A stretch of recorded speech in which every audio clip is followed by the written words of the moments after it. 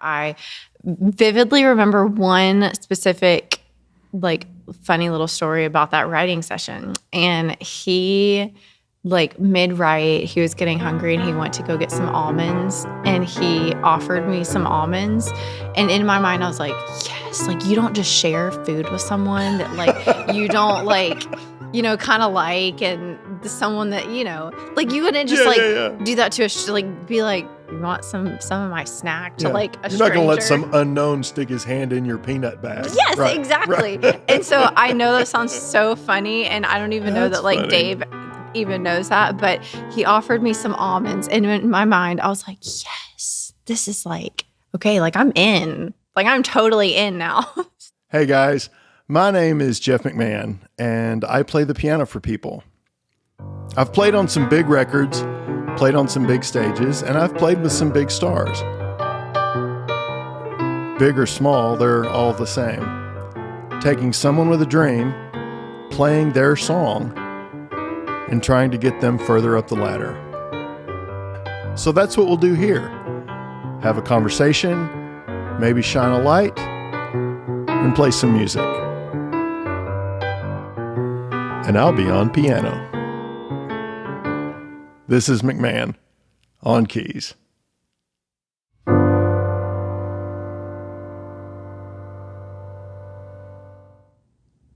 think I told you this when we were talking yesterday, when I started, like, going back through, like, okay, let's see what all, like, I can remember that Ashlyn's done, Ashlyn's plugged into.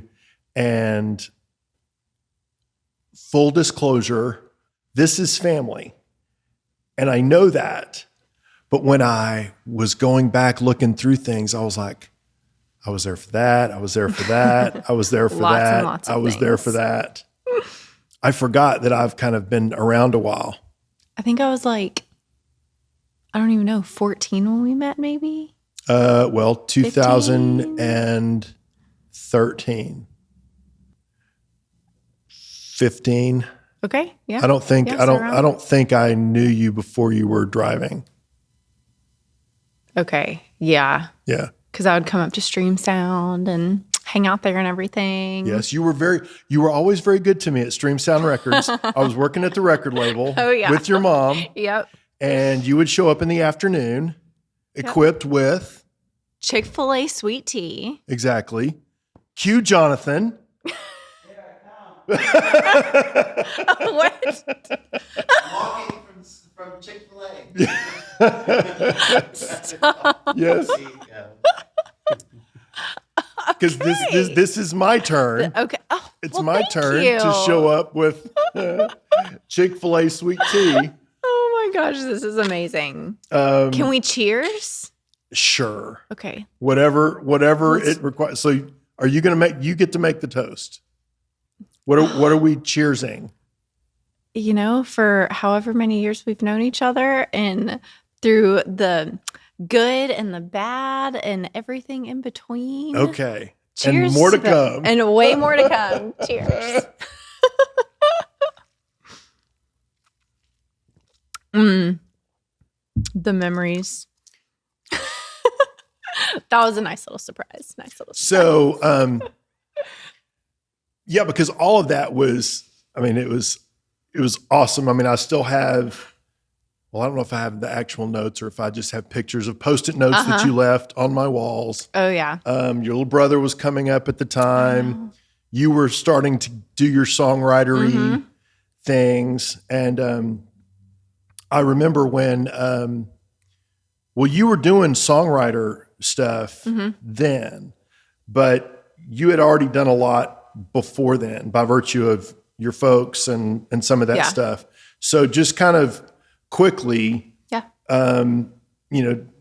tell that story just so everybody knows that you being from Nashville, you're really from Nashville. The music thing is all real for you. Oh, yeah. I like to tell people that I'm a unicorn. That's what they call us here. Yep. If we're actually, like, born and raised in Nashville, Tennessee.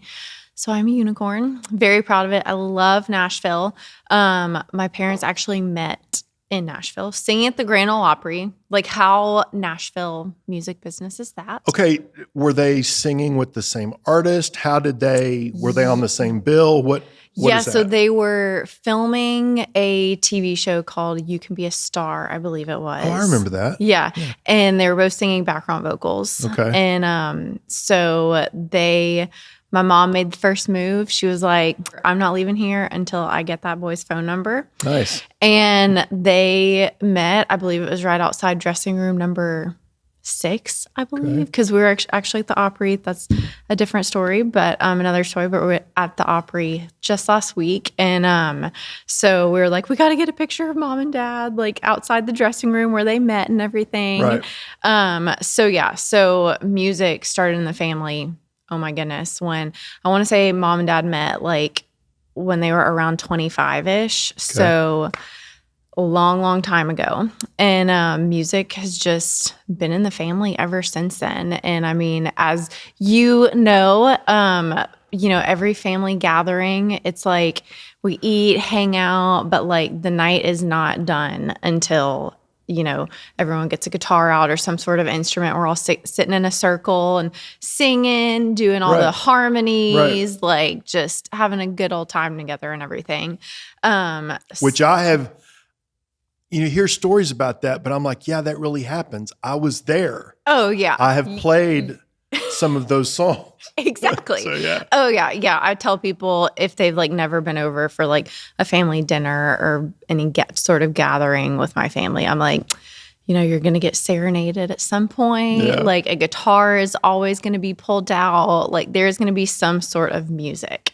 And, that's how literally every single family gathering goes. And I love it and wouldn't have it any other way.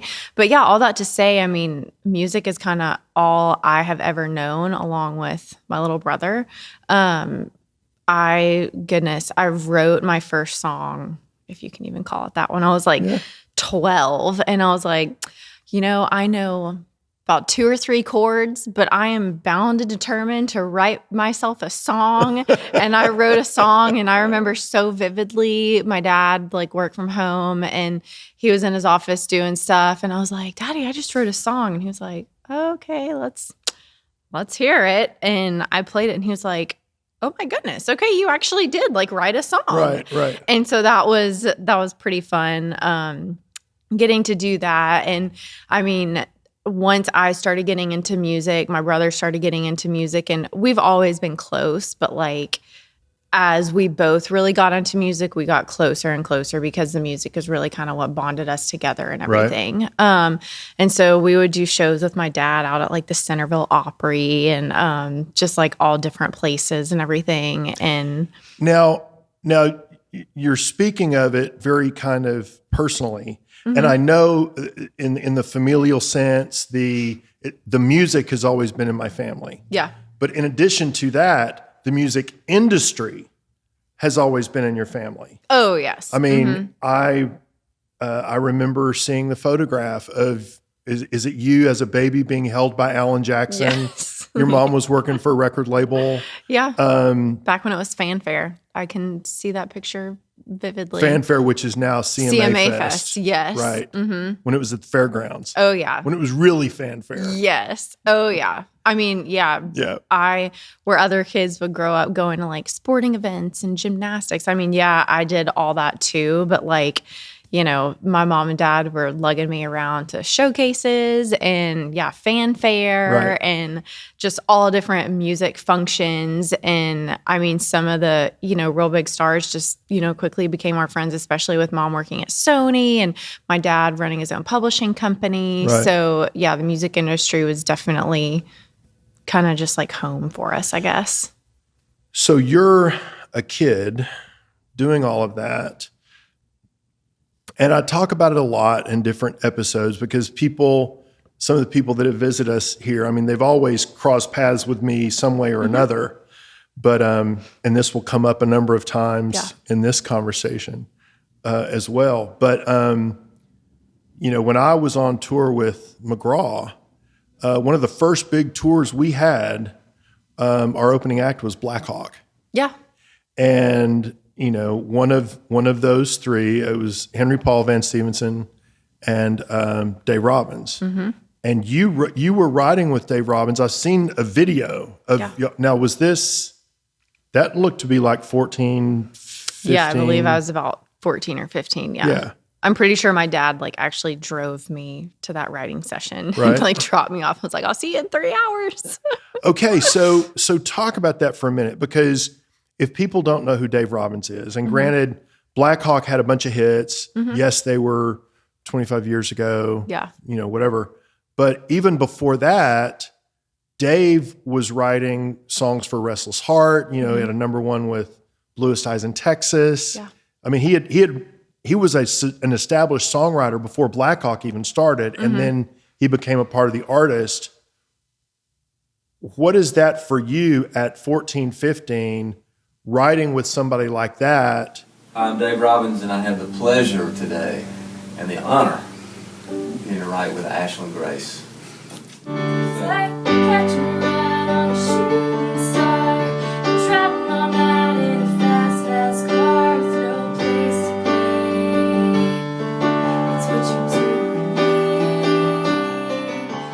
Afraid? Do you know what to bring to the table? Is it just him trying to teach you?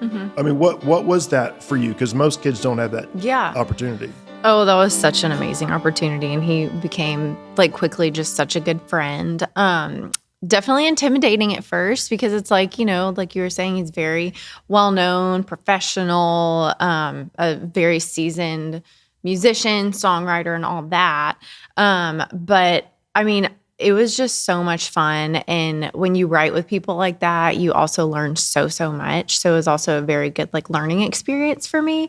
Just kind of seeing like, I feel like everyone kind of does it differently, but seeing, okay, is he going to start, messing around with like music first? Are we going to first come up with like lyric ideas, and kind of seeing, I just think it's always very interesting seeing the different ways people write a song.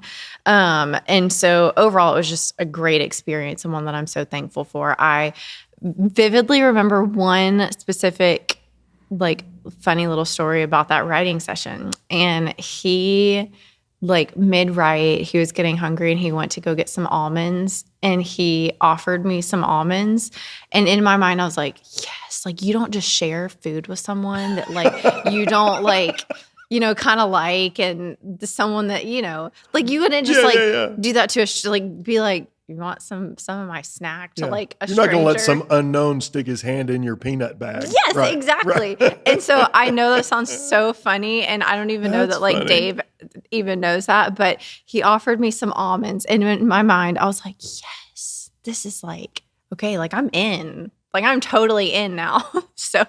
Well, you were in. Y'all are still friends, right? Yes, we are. But like, for like my very first write, and like, I think I had met him a couple times before, like through my parents, but like, we had never written together, like spent like a decent amount of time together. Right. And so yeah, the almonds really like that always, like I will never, ever forget that. That's funny.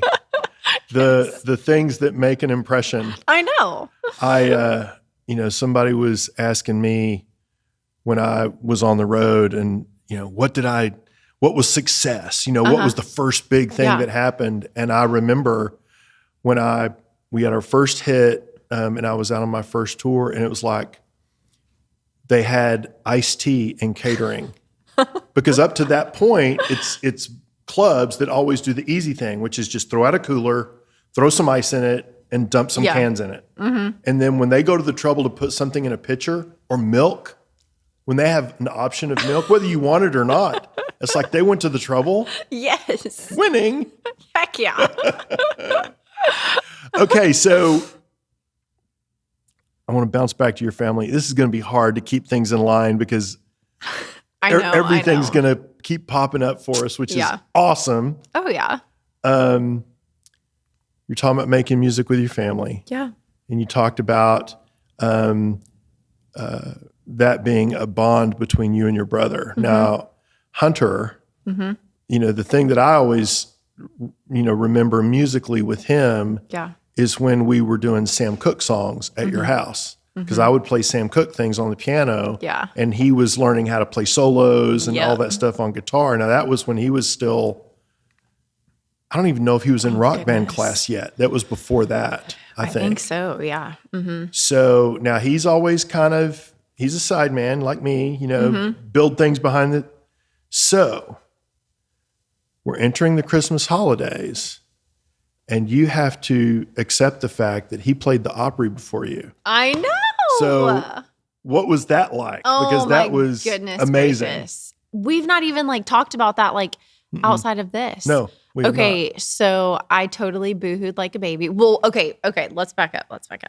So I was the first person that he told he was playing the Opry. Okay. So very happy And about he was that. playing with, So he has been on the road with Connor Smith. okay. And so yes, he was playing the Opry with Connor Smith, and he told me, goodness, he played the Opry November 28th of this year, and he probably told me maybe about a month before.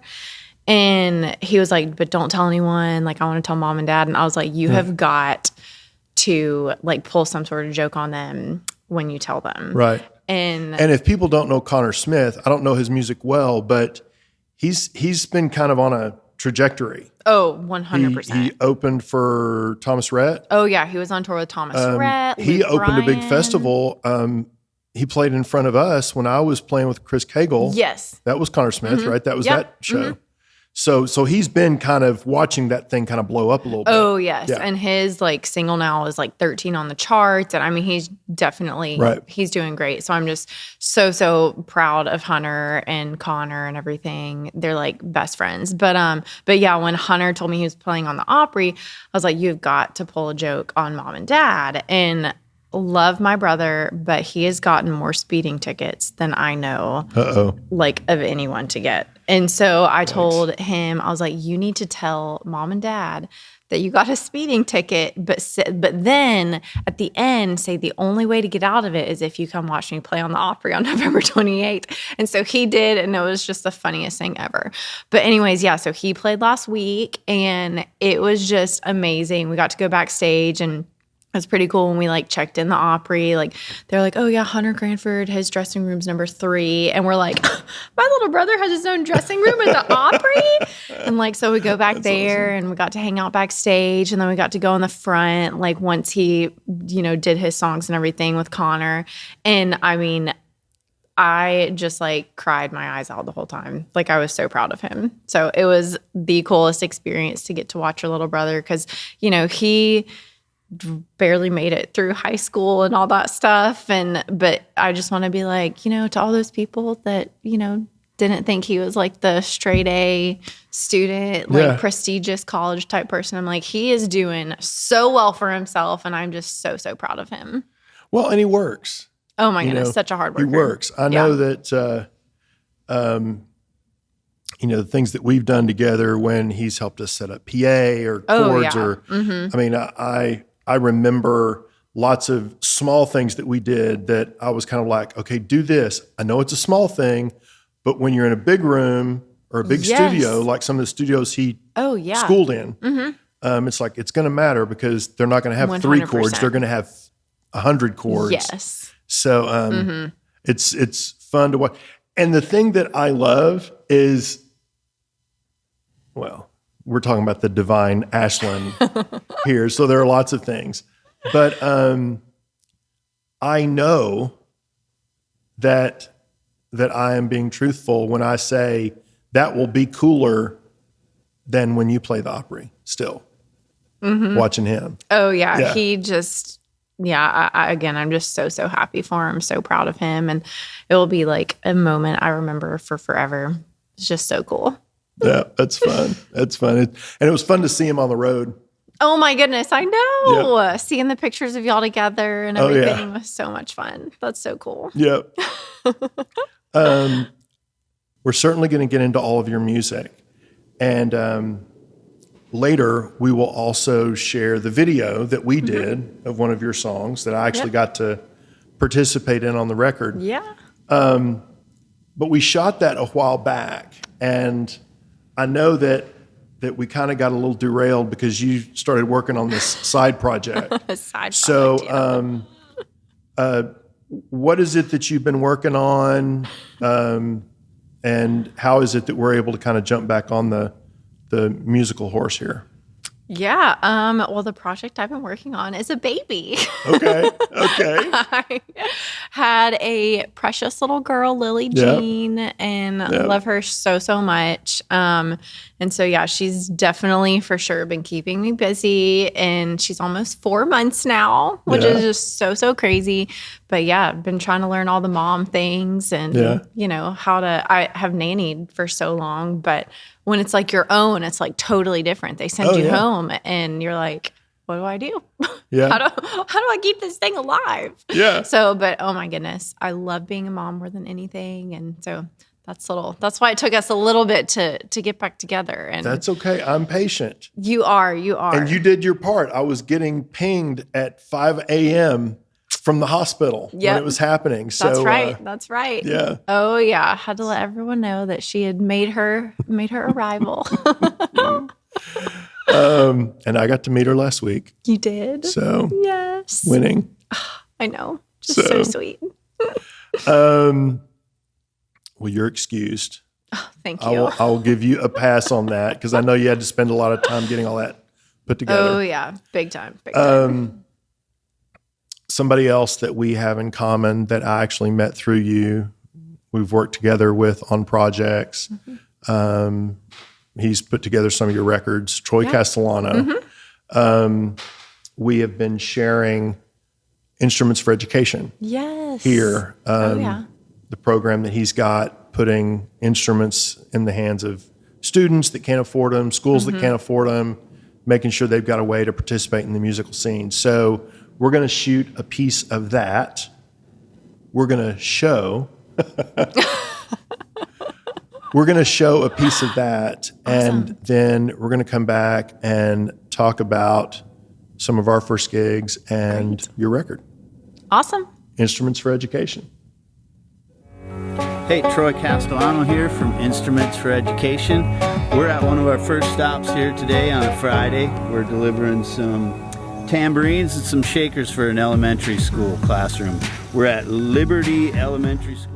Hey guys, I'm Troy Castellano. We started Instruments for Education as a way to put instruments into the hands of kids.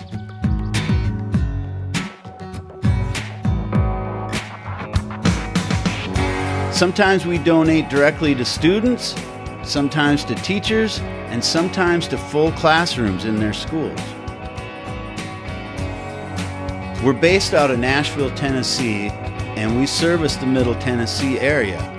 Since we started, we've reached over 100 schools and donated over 500 instruments. If you'd like to make a request for an instrument, or you have an instrument to donate, or would like to contribute financially, visit our website at instrumentsforeducation.org.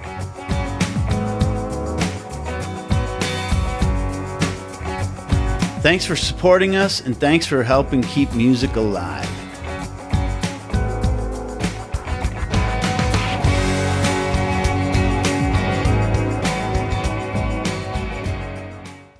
So that is Instruments for Education. Now, as you said, you've always had plenty of instruments around, so you had that covered.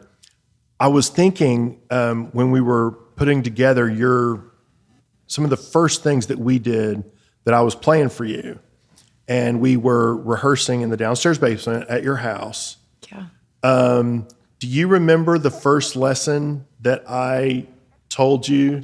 I was like, please do this. This will be so helpful going forward. I do. This is it? going to make me look so unprofessional and like I have no idea what I'm doing. But thank goodness for Jeff, because now I do know what I'm doing. Jeff taught me that you always have to know the keys that your songs are in. Right. Because we'd be like rehearsing and he'd be like, okay, what key are we in? And I'm like, It's this one. this is how I play it. Yeah, it showed me the guitar. I'm a piano player, so I'm yes. You're like, real okay, let's play part of it and figure it out and all that. Yeah. But I will say, ever since you taught me that then, which like, why didn't I know that before? But it's fine. But ever since you taught me that, then I was so prepared, had all the set lists with the keys yeah. right next to the song titles. And so now we're good. Now I know what I'm doing. But yeah, that was definitely a lesson from you. Well, and the thing is, because I remember when we were talking about that, and it's not fair, but it's just true.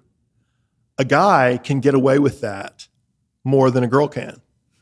Because if people are looking for a way to say, oh, you know, she didn't have her business together, they'll use some of that as a target. It's not right. Yeah. But it's just having that already worked out for yourself just helps you have credibility when you're working with any kind of musician. But, you know, there are more guys than girls. So that just kind of, it's not right. It's not fair. It's just true. So, Well, thank goodness for so you. good for you. Thank you. And the first thing we did, we were starting to play together. You were starting to do rounds. You were in high school because there was, I remember some anxiety about, am I going to go play? I don't know. I'm not sure if I'm going to play. And I was like, I'll learn your songs because we were at the label then. You were already bribing me with Chick-fil-A. Sweet tea. So I want to say the first thing we did was Porch Fest.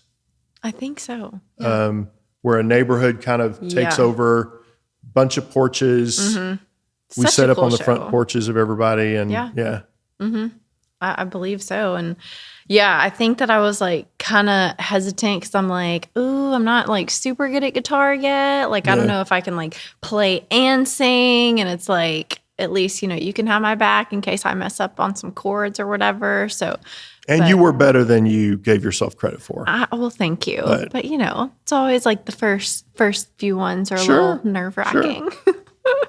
So we did that. Yeah. Started doing rounds.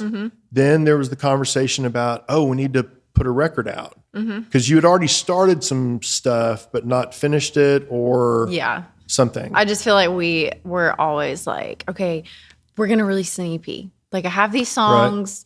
We're going to do it. Right. We're going to do it in a couple months. Right. And then it's like the couple months go by, and then like 6 months go by, and then it's a year. And it's like, okay, we just really have to make it happen. So you helped me kind of pull the trigger on that then.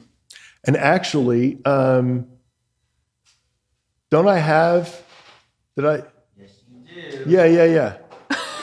Let me see All that. the surprises today. Well, no, this wasn't meant to be a surprise. I was thinking, oh, there it is. Yep. So that's the CD. Yes. And because this was such a, oh yeah, Troy Castellano was on this. So this has a lot of your friends, a lot of your people. Oh yeah, so many people that you've still worked with on. Definitely. So Somethin Bout A Song. Now, the first thing I remember we did, we were up at the office. We did an acoustic version of this, posted it up on Facebook. Yeah. Caught up in the music, caught up in the moment, caught up in the blue of your eyes, caught up in your life, caught up in the soundtrack. So everybody dug that. Oh yeah. So then it was like, okay, let's actually finish the project. Yes. So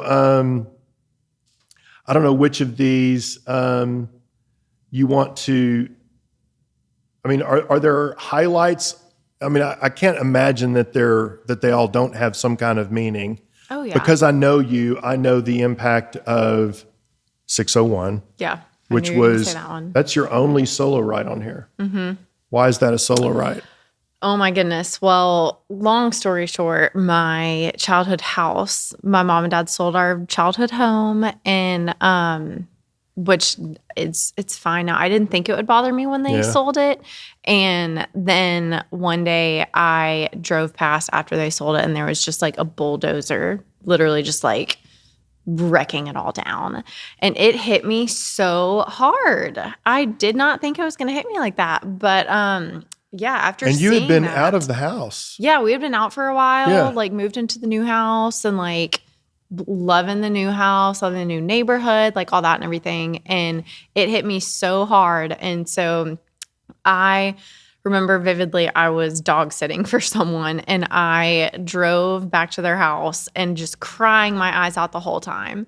And I was in the shower and I just kind of started like singing this like melody with just putting different lyrics in. And I was like, okay, I'm going to write a song about this. And so literally got out of the shower, wrapped a towel around me and sat on the bathroom floor with my guitar and wrote that song in like not even 30 minutes. And it just kind of came out because that's like how I was feeling and it was emotional for me. And then I'm pretty sure I like surprised my parents with it even afterwards and put kind of like a shadow box together of like, you know, keys from our house. And I had like stopped and like gotten some, I think like some flowers and stuff from the yard and just different little pieces of it before it was all totally gone. Right. And so that along with the song kind of helped me, you know, move past it and just help me feel those feelings. So I always wonder, you write far beyond what I do, but for somebody that doesn't write songs, how is it that helps you move past it instead of dwelling on it again every time you do the song? Well, you just get those feelings out. So, and like, I'm a big believer in I'm sure we'll talk about this song too, but like I have another song called I Need to Feel This. And, which actually is the one that we're showing. Right. And I'm just a big believer that you got to feel those feelings and not, you know, just keep them hidden and keep them inside and everything. And so being able to get them out and voice them and everything just is so healing. And also you never know like who's going to hear it and who it's going to impact. And so it not only can help yourself, but it can help others too. So with 601, did it trigger your family? Oh my goodness. Yeah. Yeah. Tears were streaming. Beyond just Definitely. Hunter? Oh, you know, Hunter is just kind of like, he's not super emotional. Yeah. But like everyone else in the family, it's actually like me and my dad. We're like, my mom definitely cried at that one too, I think. But me and my dad, we're the emotional ones. You're the softies. Definitely. For sure. Well, and if I saw it back when it happened, jumping all over the place, I know. But I think you just posted the announcement where you surprised them with the fact that you were going to have a baby. Oh, yes. And you see that in that video. Yes, Yeah. 100%. Yeah. Like everyone, I mean, I could have told you how everyone was going to react. Yeah. Dad's crying. Mom and Hunter are just like in total shock. Right. And then my grandparents thought the pregnancy test was a baby thermometer and they were confused as to why we gifted them a thermometer. And they're just like literally in the video, they're just like, huh? What? That's funny. Oh, yeah. That's funny. Well, okay, so that's 601. Now, one of the things that I think is so interesting, when you're a songwriter like you are, you have songs that you go into a write and you don't know what's going to come out of it. Mm-hmm. There may be another song that you're like, okay, this means this to me. I can't share it with this person. I can share it with this person. Mm-hmm. Or I'll have this idea. This person can't relate to it. This person might be able to. So I'll use this one with this guy, this one with this girl. Yeah. So with that being said, you know, I'm thinking about, you know, I Need to Feel This. Yeah. Versus something like Necklace, mm-hmm. which you wrote with Kaylee Shore, who's a completely different artist than you are. Mm-hmm. Is that intentional? Do you walk into a writing appointment with her knowing that we don't jive on these levels, but we jive on this level and we might get a great song out of that? Is that how that happens? Or yeah, I mean, honestly, there's some songwriting sessions where it's just like, you know, let's sit down, let's talk about how we're feeling, let's talk about what's been going on in our lives, and then like maybe, you know, a song kind of comes from that. But there are definitely certain writers that I would take different songs to.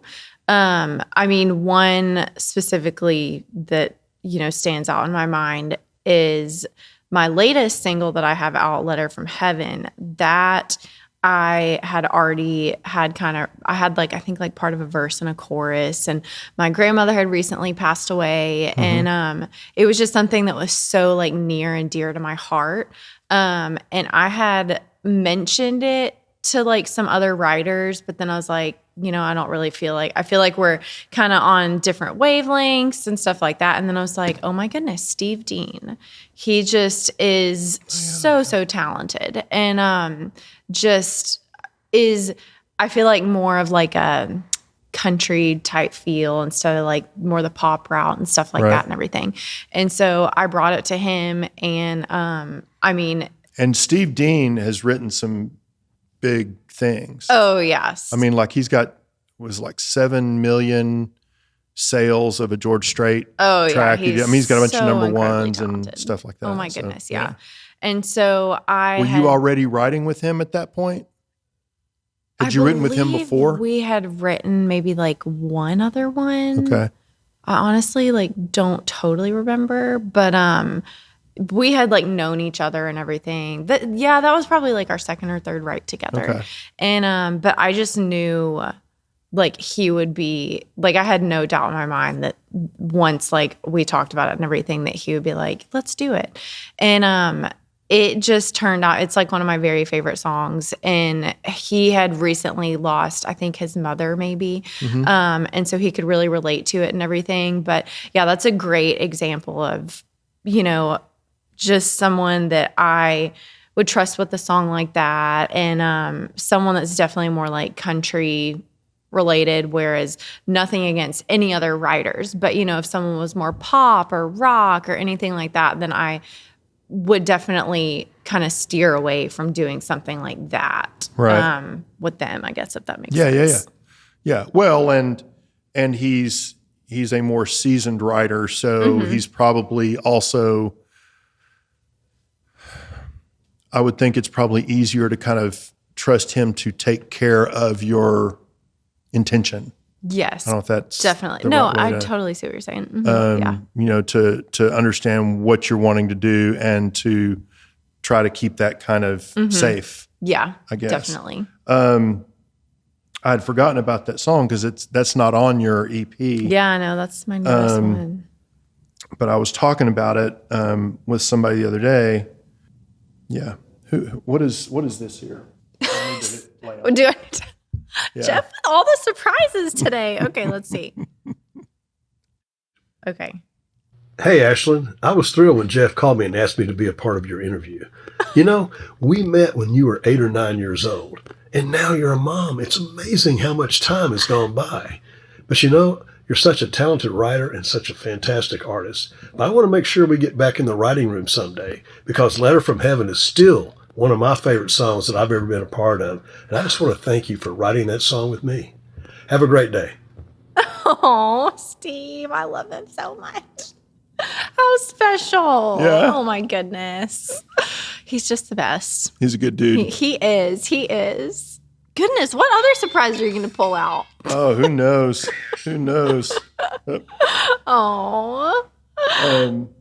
He's amazing. Yeah, he's a good one. He is. I was trying to anticipate some of this stuff, and I was like, I kind of owe him a call anyway. Oh. So I know. I've been so into like mommying and everything, just been hunkered kind of down in the house and everything. I'm excited to get back out and hang out with all my music people again. Yeah. Well, welcome back. Thank you. I know this is kind of like the first thing I've done. Far be it for me not to drag you kicking and screaming back into the fold. I love it. Okay, so I know this isn't why you did this song, but we worked together on the song that came after your EP, which was Who's to Say? Yes. Which we recorded out at Troy Castellano's studio. Talk about that a little bit, and I'm wondering if it has a different meaning now, recognizing that initially it was in reference to your husband Daniel. Yeah. And now you have Lily. I know. So I'm sure there were some people that would have had the same opinions, Oh, totally. right? So, totally. so talk about who's to say, and have you even thought about it in the context of mom? Yeah. Oh my goodness. Well, for people that don't know the song, I had originally brought it, I was writing with Troy Castellano and Brett Mandel, and we originally were like kind of starting some real like fun, real happy go lucky song. And I was like, honestly, guys, I'm just like not really feeling this. And I had told them about a recent experience that I had. And the story behind that is I got married, I believe, when I was 21. I think I was 21. And a lot of people just thought that was entirely way too young to be married and all that. Right. And just had some really negative things to say about it. And so Troy was like, you don't need to worry about it. And he was like, because who's to say, how old you're supposed to be when you get married and how old you're supposed to be when you have a kid and et cetera, et cetera. Right. And I was like, oh, that's right. Who's to say? And so here we go. There's a song.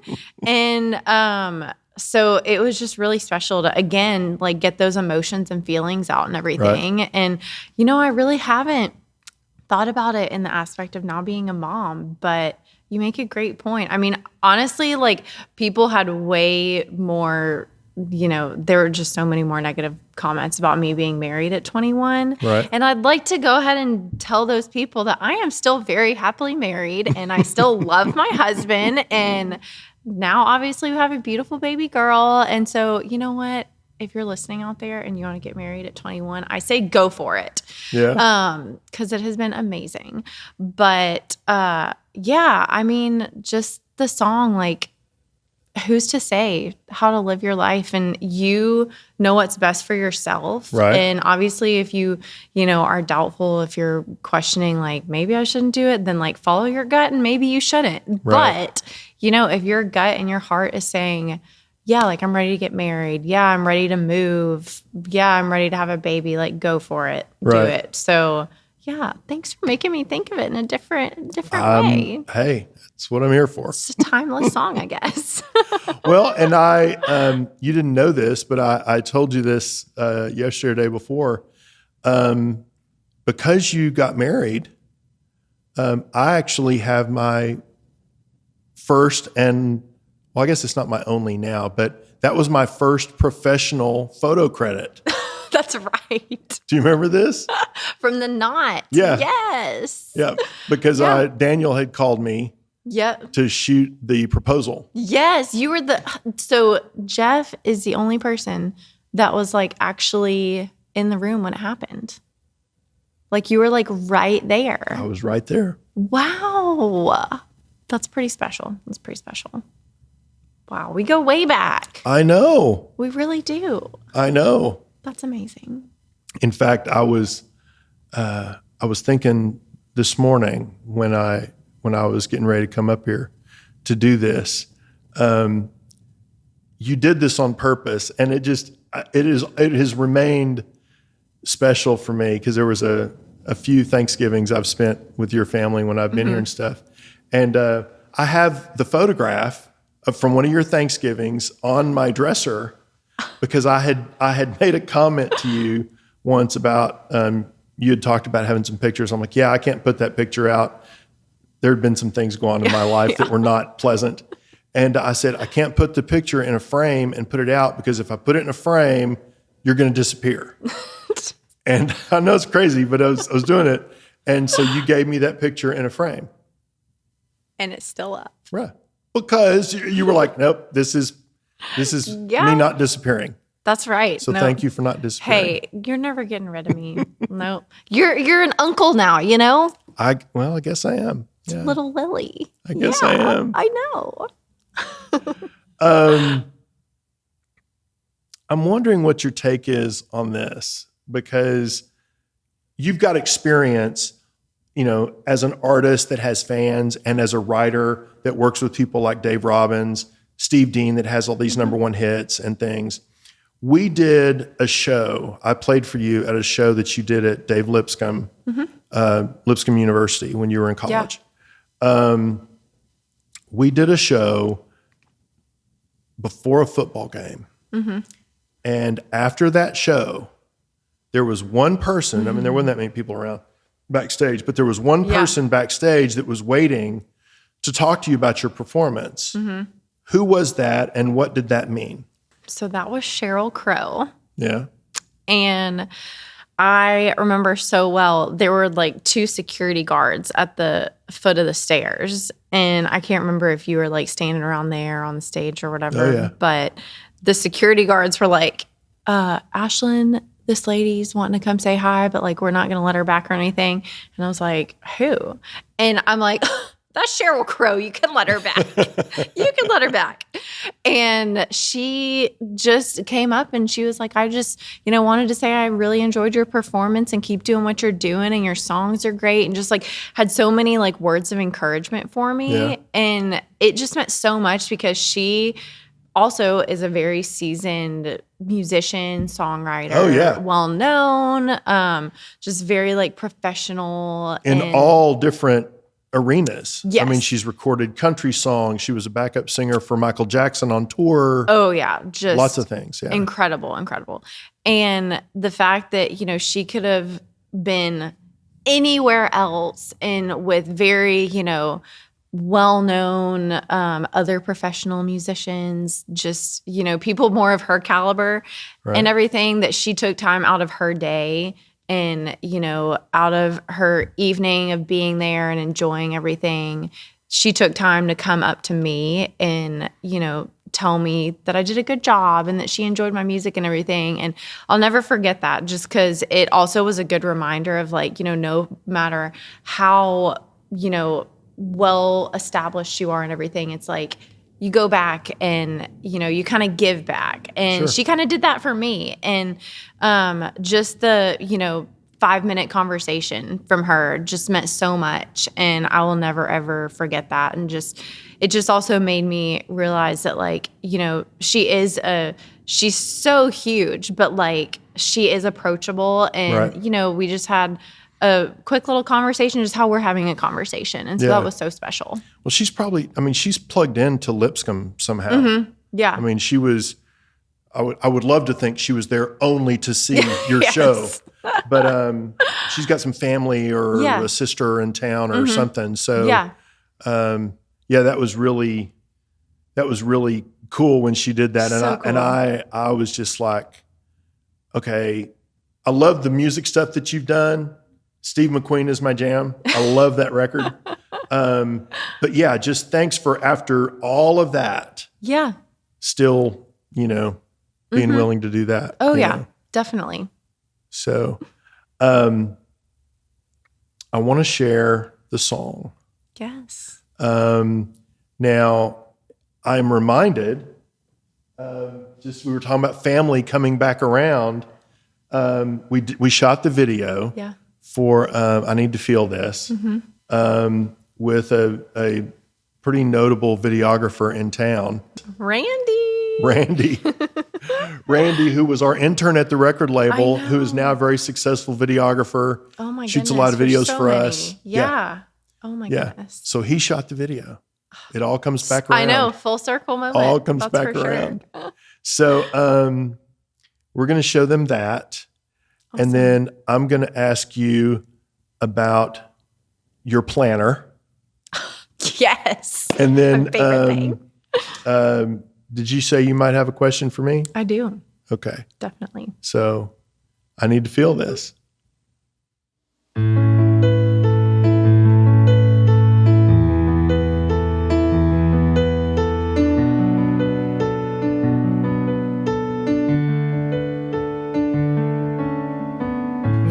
Saying I should be okay, not to let someone ruin my day, not to let my feelings run away. Well, I don't do it all for show. My heart tells me where to go, and right now I need to cry. Right now I can't lie. I need to lose myself in no sad song. I need to be alone. I'm begging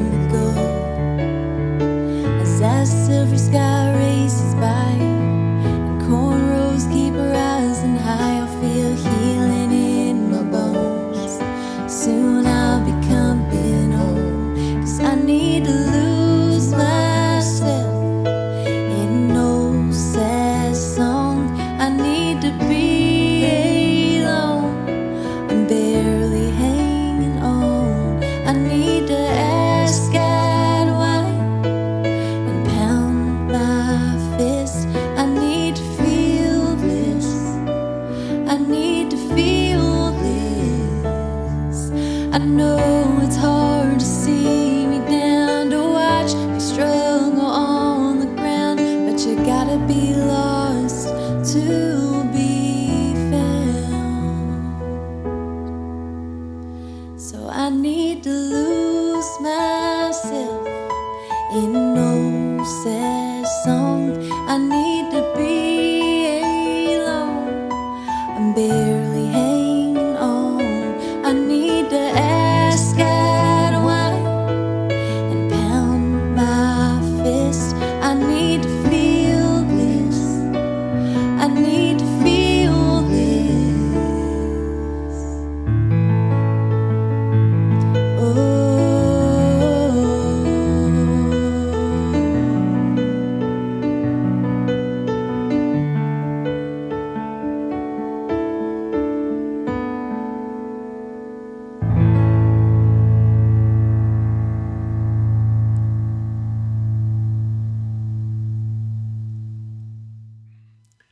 So finally, we have been able to share that Yay! after it's been a sitting, long waiting. time coming. You had to get your ducks in a row. Oh, yeah. That's Oh, okay. It's okay. Thanks for doing that. Thanks for having me. That was one of the first things we did as we were just getting ready to start this little podcast adventure, because I was like, I don't know how we're going to do this. I don't know how this is going to work. Who will do it again if I screw up the first one? I'm glad we didn't. But, Not at all. but yeah, I love the song. I love the fact that I get to be on the record. Yes. I'll always have that. I love the fact that I have my gold record Yes. from Ashlyn Grayce. That's right. that you framed for me. Yeah. Oh, yeah. Yeah. We had to. You were hey. such a huge part of it. Well, thank you. I make fun of you for this, I know what you're about to say. but but I also use you as an example of how to do things right. And I said planner, but that's one of the tools. You are consistently prepared, and that is such a game changer in life, but certainly in this industry. Totally. So,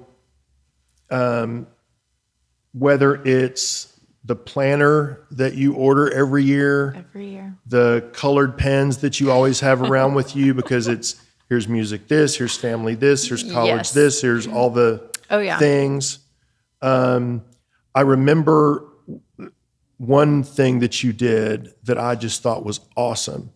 I went with you to an award show where you were the co-host of an award show, and we showed up, and it was fair for you to assume they would have notes on the guests. Yes. Here's notes on the performances. They didn't have any of that, at least not when we got there. No. And you weren't like, hey, I need notes. Give me this, give me this, give me this, give me this. You were like, give me a pen, give me some cards.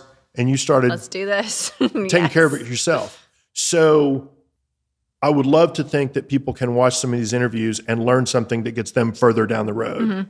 So how did you learn that? What did you learn? Is it just OCD? Is it a lesson that you learned because you were prepared one time and it paid off, or you weren't? And how is it that you're always so prepared, and why is that important?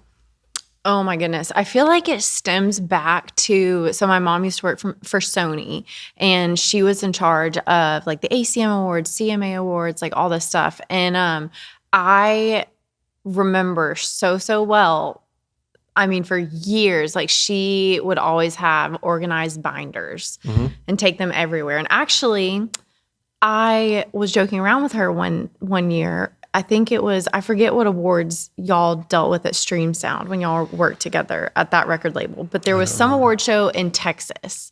I was joking around with my mom, and I was like, you should bring me for my birthday. I want to say they did the CMA Awards one year in Dallas. Yes, I think it was the CMA Awards. Yep. And just a little joke with my Because we mom. took like, our you should picture bring together outside Yes, the building. yeah. Exactly. Yep. And so mom actually brought me for my birthday, and I got to hang out with y'all and everything. But she was like, "You're just probably gonna have to help me a little bit," and like I would help like cart around her organized binders and everything. And so I feel like I kind of learned from her like early on to make sure you're prepared and have things organized. And I mean, for as long as I can remember, I have been, like no joke, obsessed with having a hardbound, like actual planner, like not one on your phone, not, one on your email or anything, like an actual hardbound planner. I should have brought it to show everyone. Yeah. But I just think it's so important to make sure you have, everything lined up, and you're not gonna, your email stuff can get deleted and your phone might die and all that. And so I will carry around, of course, today I'm trying to get out the door with the baby, so forgot it today. But typically I carry it around everywhere, and I have it, color coded like you were saying, and it's never gonna leave. And for me, I remember stuff so much better when I actually write it down. Oh yeah. Like so much better. And so, yeah, it's just really, I just think that that's so important. Again, like you were saying, especially in this industry, it's so fast moving, fast paced. And, you just always want to show up and be prepared and, know what's going on. And I just, definitely check out Erin Condren. They should sponsor me. Sponsor me, please. Because I order from them every single year, and just think it's so important. And even with my job now, I work in events too. And even just having like those binders and everything, just so you're ready to go at any minute, and you're not having to scroll on your phone and type in all this random stuff. It definitely pays off to, know what you got going on. Oh yeah. Definitely. Yeah. I'm not good at having the planners, but I agree with learning things through my hands. I'll make written charts of songs. Yeah, I know that I won't need if I go to the trouble to make it. Yes, if I go to the trouble to make the list, make the chart. And in fact, I hit you up the other day because I have a niece that's about to start college, and she has multiple binders, one for work, one for school, one for different things. Oh, yeah. So I sent her the note. She's already hit me up this morning while we've been in here. So maybe we'll read that live in the interview. I sent her the link. And before I sent her the link to, what'd you say? What was Erin it? Condren. Erin Condren. Yes. Because I'm just the guy the uncle that takes care of that kind of stuff for her. I said, here's what I'm sending you. I haven't dug into it. I don't know exactly how it works, but Ashlyn says it's the bomb. Obsessed. So so check it out. And I talked to her on the phone, and she said, I'll take a look at it tonight or something, maybe tomorrow.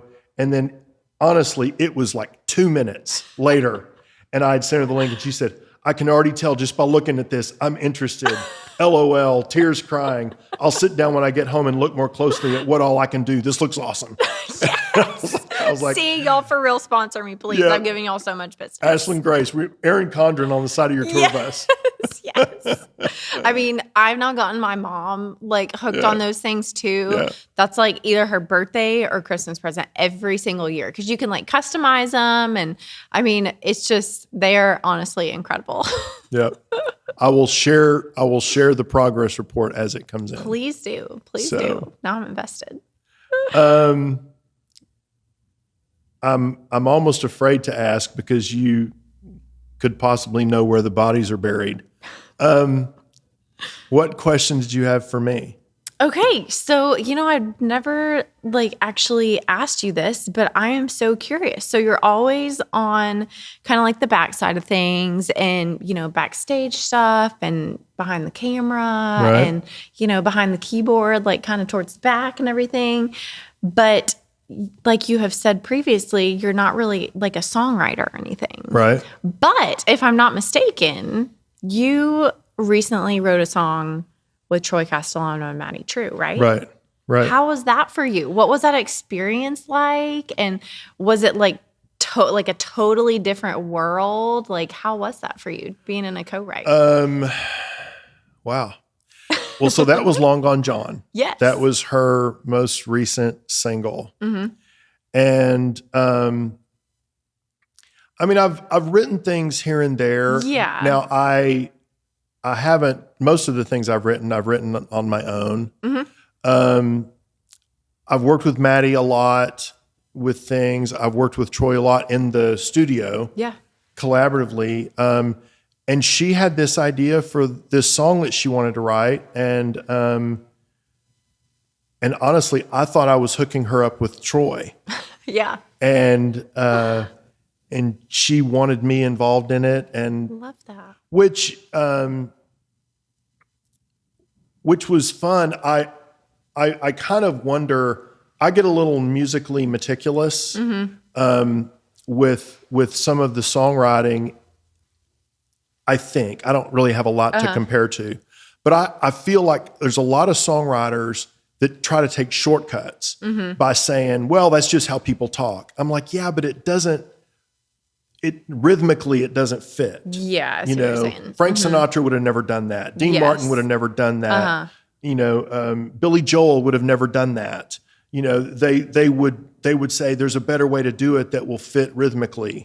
Yeah. Maybe the answer isn't let's find more words. Maybe the answer is let's see if we can say it in fewer Less words. Yeah. So I kind of start breaking things down like that. But one of the things that when I was doing that with her is I really wanted to know where she was at with it. I wanted to make sure that I was making her idea realized. Yeah. I didn't want to like co-opt it with, well, here's what I think would be better. Here's a different take. Yeah. Which I don't think that was my view as a songwriter. I think I'm kind of generally better as a collaborator. You know, whether it's complementing a production, things that we're doing, you know, maybe if now I do think in the writing of the song, I know I did. I can think of now as we're talking about, I can think of examples where I suggested a lyric because of what we could do with the guitar at the end of the lyric. Gotcha. Okay. Or there's a little chime thing we do at the very end of the song that is to symbolize two wine glasses clinking Gotcha, okay. together. I mean, there were musical things that I thought of Yeah. that somebody that was just words and the story Yes. probably would not have brought in. So Cool. Yeah, that's awesome. that was cool. But yeah, we finished the track, finished the production of the record. It was going out. And then all of a sudden I was the obstacle because you have to do, you have to have all of the, what do you call it? All the publishing stuff taken care of. Yeah. And I wasn't affiliated with BMI. I wasn't Yes. affiliated with anybody. So yeah, I had to take care of all that. But Wow. yeah, it was cool to Overall get good to leave experience. some Would you fingerprints. co-write again? Are you asking? Maybe. No, absolutely. Absolutely, I would. I mean, I've never, part of Nashville, I think the reason I've never said, well, I'm a songwriter is because a lot of people that say I'm a songwriter are just one step away from saying I'm an artist, which is one step away from saying I need to be the center of attention. And I have always enjoyed being the guy that's holding you up, being the guy that's holding the spotlight on you, to the point where I've shied away from that. But no, it was cool to feel like I'd contributed to something that she was proud of. Oh, So, yeah. That was a great song. Thanks. Well, cool. I love hearing the story behind it. Wow. It's like, God, I did write a song, You didn't I? did. I did. Oh, yeah. Well, thank you for doing this. Thank you for having me. I tried to be patient. You were so patient. So thank you. I know that you're, not cooking anything musically right now, but we want people to be able to find the stuff that you Yes, have done definitely. already. And I'm hoping that this is kind of a impetus to start making Totally. some plans to Oh, do some yeah. more things. So make sure and let everybody know how to find your stuff, Yeah. how to find what you've already got out there. Totally. So they'll be following you when we make more. Yes. Well, you can find me on any social media. I'm going to spell my name for you. I always do that. People make fun of me, but it's a tricky spelling. It's Ashlyn Grayce, and that's ASHLYN GRAYCE. And you can find me on Facebook, Instagram, all that jazz. Same on Spotify and iTunes. And if you go to my Instagram bio, though, you can click the link in it, and it'll take you to all the things, YouTube, all the things. So definitely love for y'all to check it out and let me know what you think. And if they're looking for you on my phone, on Jeff's phone, I am the divine Ashlyn, and will always be. of course you will. Oh, yeah. Thank you for doing this, honey. Thank you, Jeff. You're welcome. And there we have it. Finally, our episode with Ashlyn Grayce. That has been a long time coming.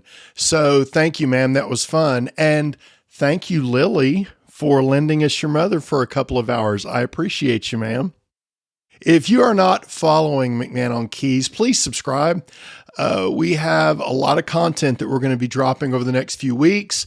A number of our interviews from Country Radio Seminar, as well as some of the interviews we already had scheduled and some new songs. You can follow us on Instagram and Facebook at McMahon on Keys.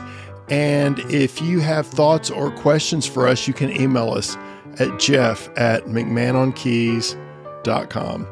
For this week, thank you to Randy Allen for putting together the video for us with Ashlyn Grayce, and for Tommy Leland for capturing the audio and doing a great mix for us. Until next time, this is McMahon on Keys.